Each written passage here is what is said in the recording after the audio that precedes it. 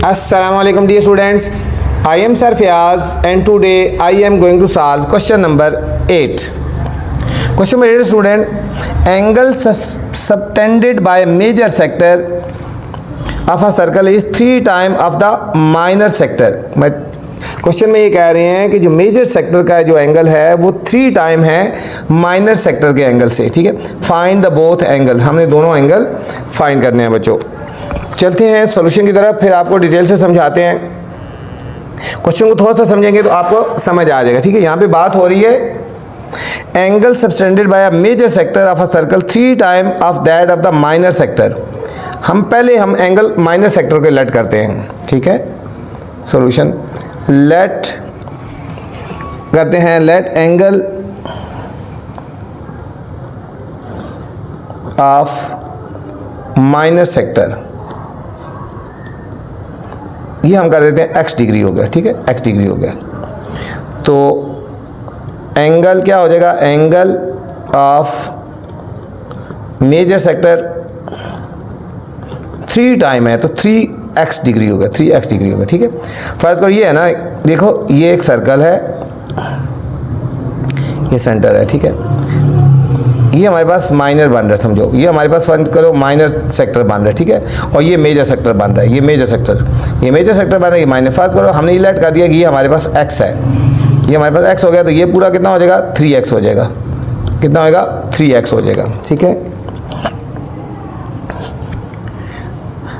अच्छा, नाउ बच्चों जो आपको पता है कि माइनर एंगल और मेजर एंगल दोनों मिला के पूरा एक सर्कल बना लेते हैं, तो दोनों को ऐड करें तो वो 360 की इक्वल होगा, ठीक है। माइनर सेक्टर का एंगल और मेजर सेक्टर का जो एंगल होगा, ठीक है, दोनों का जो सम होता है वो 360 के इक्वल है। दोनों का सम 360 क्योंकि इक्वल होता है ना, ठीक है। Minor angle plus major angle दोनों कितने होंगे, 360 डिग्री होंगे, 360 डिग्री होंगे। इन दोनों को ऐड कर देंगे, 4x is equal to 360 degree, ठीक है। इनके ऊपर एंगल लगाने की जरूरत नहीं है, ठीक है, ऐसे ही, ठीक है। एक x लिख दिया, एक 3x लिख दिया।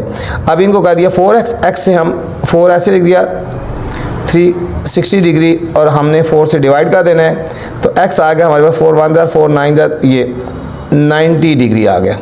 x हमारे पास 90 डिग्री आ गया, और x किसको रिप्रेजेंट कर रहा था, एंगल ऑफ माइनर सेक्टर। तो हम कहेंगे so angle of minor sector is equal to 90 degree, angle of major sector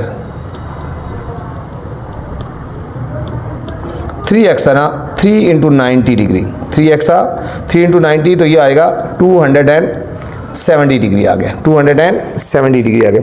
ये था student question number 8। Question number 9 student,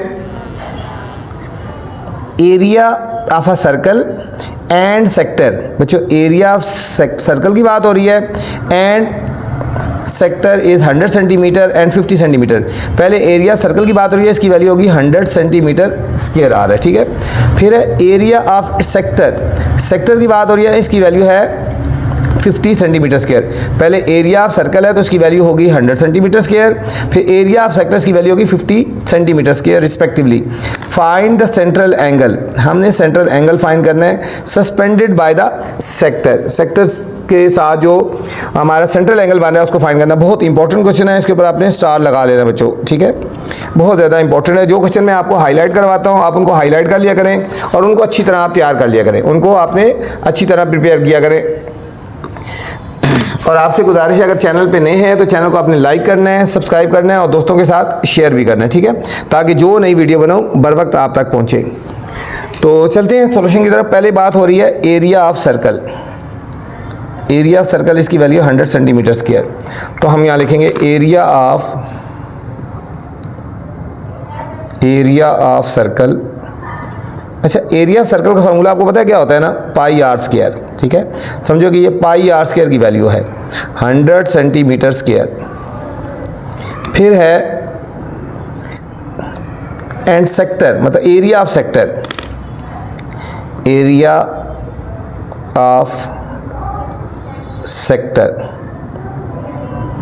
is equal to 50 centimetre square. हमने फाइंड करना है सेंट्रल एंगल। सेंट्रल एंगल बच्चों x होता है, हमने वो फाइंड करना है, ठीक है। सेंट्रल एंगल हमने फाइंड करना है। तो एरिया ऑफ सेक्टर का फॉर्मूला लगा लेते हैं, ठीक है, और हमारे पास वैल्यू आ जाएगी। Area of sector is equal to x over 360 degree multiply pi R square, multiply pi R square, ठीक है। हमने ये फॉर्मूला इसलिए लगाया कि हमारे पास इसकी वैल्यू अवेलेबल थी, ठीक है। इसकी वैल्यू हमें ये यहाँ पे गिवन है 100, ठीक है। तो यहाँ पे वैल्यू पुट कर देंगे। एरिया ऑफ सेक्टर की वैल्यू भी पता है, एरिया ऑफ सेक्टर की वैल्यू कितनी है 50, एक्स ऐसे लिख देंगे by 360 degree multiply pi R square की वैल्यू है 100, ठीक है। पाई आर स्क्वायर की वैल्यू 100 है, ठीक। अब हमने ये कर देना, एक जीरो से काट दो। अब ये 10/36 है, दूसरी तरफ जाके वैल्यू रिवर्स हो जाएगी, ठीक है। ये हो गया 50, ये नीचे 36 मल्टीप्लाई हो रहा है तो ऊपर डिवाइड हो रहा है तो ऊपर जाके मल्टीप्लाई हो जाएगा, और 10 मल्टीप्लाई हो रहा है तो इधर जाके डिवाइड हो जाएगा, इज इक्वल टू एक्स। 0 से काट दिया। 36 को हम 5 से मल्टीप्लाई करेंगे, 5 6 30, 5 3 15 और 3 18, 180 डिग्री आ गया बच्चों। x is equal to 180 degree आ गया, ठीक है। ये हमारे पास आ गया सेंट्रल एंगल आ गया, x is equal to 180 degree. ये था क्वेश्चन नंबर 9। क्वेश्चन नंबर 10 है find the value of unknown segment. हमने वैल्यू ऑफ अननोन सेगमेंट निकालनी है। हमें फर्स्ट पार्ट की बात करें, पहले फर्स्ट पार्ट और फिर सेकंड पार्ट करेंगे। ये बच्चों बहुत इंपॉर्टेंट क्वेश्चन है, आपने इसको स्टार लगा लेना है, ठीक है। इसमें एक पॉइंट है, अब देखो यहाँ पे जो हमें गिवन है ये सेंटर में से लाइन पास नहीं हो रही। जो लाइन सेंटर में से पास नहीं होती समझो कॉर्ड है, एक हमारे पास ये कॉर्ड है और हमारे पास एक ये कॉर्ड है, ठीक है। सेंटर से पास नहीं हो रही, थोड़ा साइड से जा रही है। सेंटर से पास हो तो डायमीटर होता है। फर्ज करें कि ये हमारे पास दो कॉर्ड हैं जो एक दूसरे को बाइसेक्ट कर रही हैं, ठीक है। जब भी बच्चों दो कॉर्ड एक दूसरे को बाइसेक्ट कर रहे हो तो इसकी एक प्रॉपर्टी है, ठीक है। आपको मैं वो बता दूं, पहले ये देखो, ये एक प्रॉपर्टी है, इसको देख लें। इफ़ टू कॉर्ड्स, ठीक है, पेज नंबर है 165 पे, if two chords of the circle intersect each other, अगर दो कॉर्ड्स एक दूसरे को इंटरसेक्ट करें इस तरह, ठीक है, इंटरसेक्ट करें, then the product of the segment length of the segment of the one chord, कि एक कॉर्ड का जो सेगमेंट है, ठीक है, ये वाला CP और PD, ठीक है, इसका प्रोडक्ट इक्वल होगा दूसरी जो कॉर्ड के सेगमेंट के प्रोडक्ट के, ठीक है। यहाँ पे मतलब आपने इसको इससे मल्टीप्लाई करना है, इसको इससे मल्टीप्लाई, इसका प्रोडक्ट इन दोनों का प्रोडक्ट इक्वल होगा इन दोनों के प्रोडक्ट के इक्वल होगा, ठीक है। तो चलते हैं सॉल्यूशन की तरफ, फिर आपको बताते हैं कैसे सॉल्व करना है। तो ये हमें जो गिवन है ये हमें दो कॉर्ड्स गिवन है, ठीक है। हमें जो गिवन है ये हमें दो कॉर्ड्स गिवन है। एक हमारे पास ये कॉर्ड होगी, ठीक है, सेंटर से पास नहीं हो रही, ठीक है ना। एक हमारे पास ये कॉर्ड होगी और दूसरी हमारे पास ये कॉर्ड है, दूसरी हमारे पास ये कॉर्ड है। हम इनको नेमिंग कर देते हैं ना, कोई भी हम इसको कर लेते हैं, ये हमारे पास हो गया, ठीक है। दरमियान में हम कर लेते हैं P कर लेते हैं, ये हमारे पास P हो गया। तो ये हमारे पास हो गया कॉर्ड, एक AB हो गया और दूसरी होगी C और D हो गया, ठीक है, C और D हो गया, ठीक है। अकॉर्डिंग टू एंड, ठीक है, डेफिनेशन कह लो या स्टेटमेंट कह लो, या फिर जो हमें क्वेश्चन में हमें गिवन थी ना, प्रॉपर्टी गिवन थी, अकॉर्डिंग टू प्रॉपर्टी कह लें, ठीक है। अकॉर्डिंग टू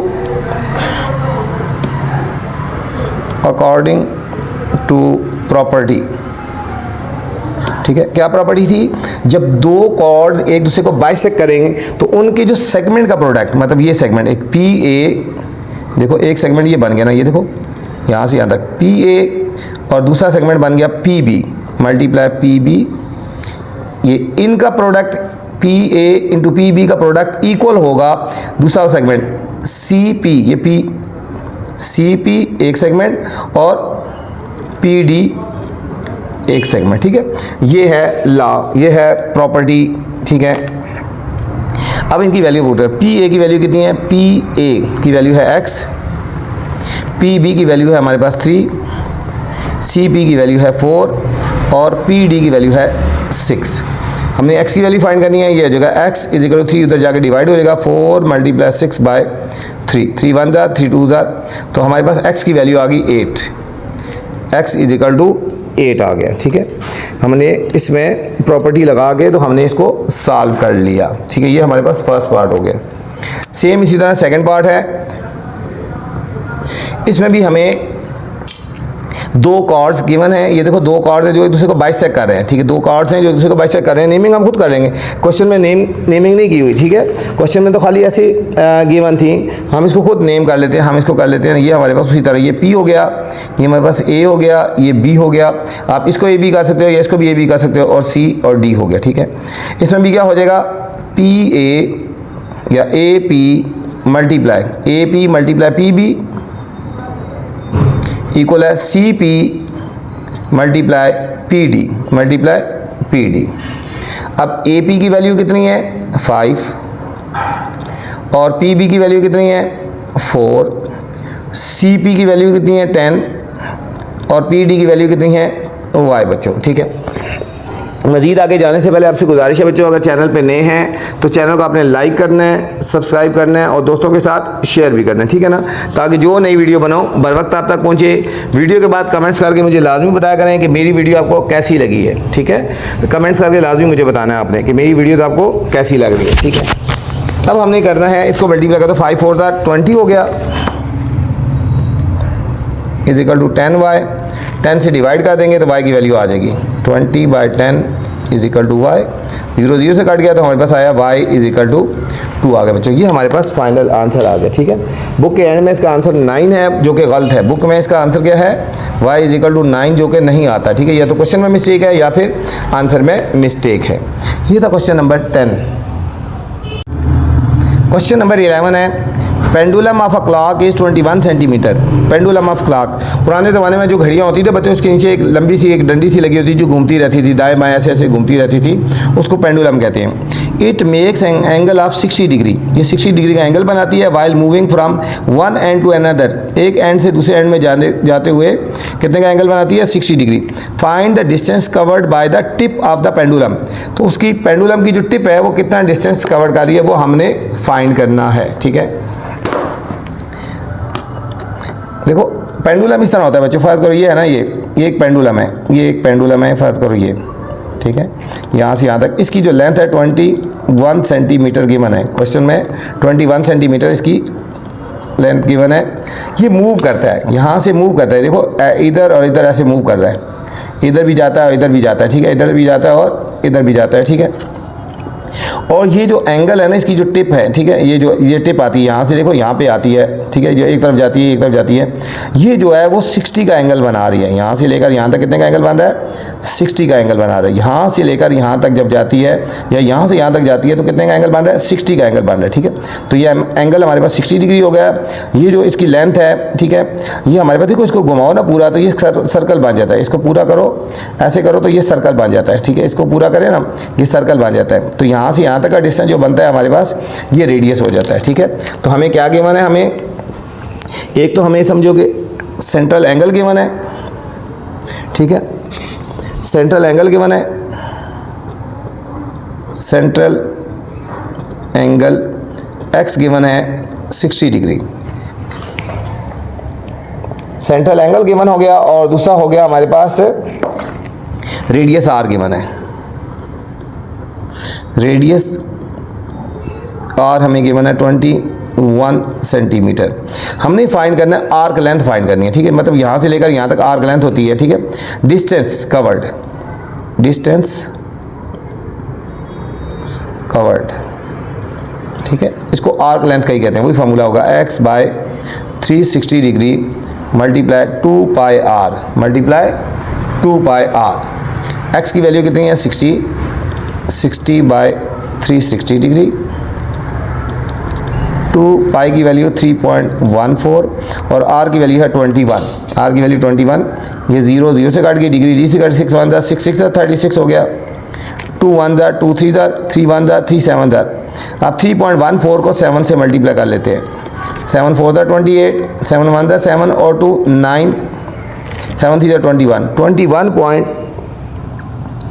21.98 आ गया बच्चों, 21.98 सेंटीमीटर आ गया। तो हम इसको राउंड ऑफ कर लेते हैं कि इसकी जो लेंथ है 22 सेंटीमीटर, जो डिस्टेंस ट्रैवल कर रहा है वो 22 सेंटीमीटर डिस्टेंस ट्रैवल कर रहा है।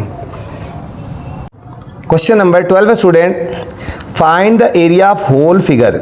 हमें एक फिगर गिवन है, इस पूरी फिगर का होल एरिया फाइंड करना है। इस पूरी फिगर का हमने पहले एरिया फाइंड करना है, इस पूरी फिगर का एरिया फाइंड करना है, ठीक है पहले। Second, find the area of the shaded region, फिर हमने इस शेडेड रीजन का एरिया हमने फाइंड करना है, ठीक है, इस शेडेड रीजन का एरिया फाइंड करना है, ठीक है। चलते हैं सॉल्यूशन की तरफ, फिर आपको बताते हैं। इंपॉर्टेंट क्वेश्चन है, इसके ऊपर आपने स्टार लगा लेना और इसको हाईलाइट भी कर लेना है, ठीक है। सबसे पहला पार्ट है एरिया ऑफ होल फिगर। पूरी फिगर का हम एरिया हम निकालेंगे, तो हम पहले करेंगे एरिया ऑफ होल फिगर, ठीक है। पहले हम पूरी फिगर को हम देखेंगे, एरिया ऑफ होल फिगर। और जब फिगर को गौर से देखा जाए, देखो होल फिगर में ये देखो यहाँ से लेकर यहाँ तक और यहाँ से ये बन रही है, होल फिगर ये बन रही है यहाँ से यहाँ तक और ये बन रही है, ठीक हो गया यहाँ तक।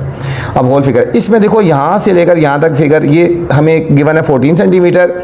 इसका मतलब ये पूरी जो लेंथ है होल फिगर की, जो लेंथ रेडियस है ना, एक देखो इसको पूरा इसको घुमाओ ना, ये सर्कल बन जाता है, एक तरह का रेडियस बनता है, ठीक है। हमारे पास जो रेडियस गिवन हुआ, radius R is equal to 14 centimetre, ठीक है।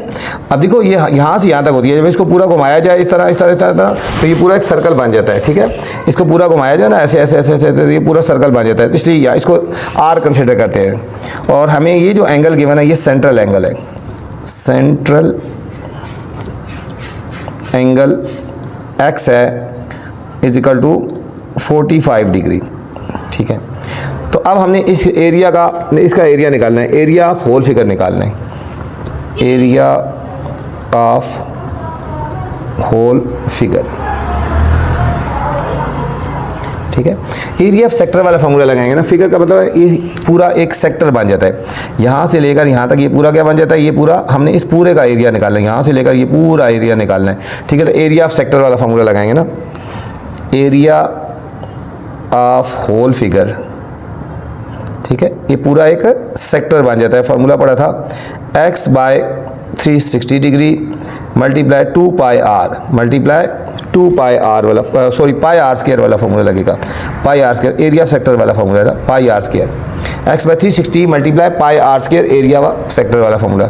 x की वैल्यू कितनी है 45 डिग्री बाय 360 डिग्री, पाई की वैल्यू 3.14 और r की वैल्यू स्टूडेंट ये गिवन है 14 का होल स्क्वायर लगा देंगे, 14 का, ठीक है। हमें कितनी वैल्यूज गिवन है इसकी 14 गिवन है, तो 14 का होल स्क्वायर लगा दिया, हमें बस r की वैल्यू आ गई।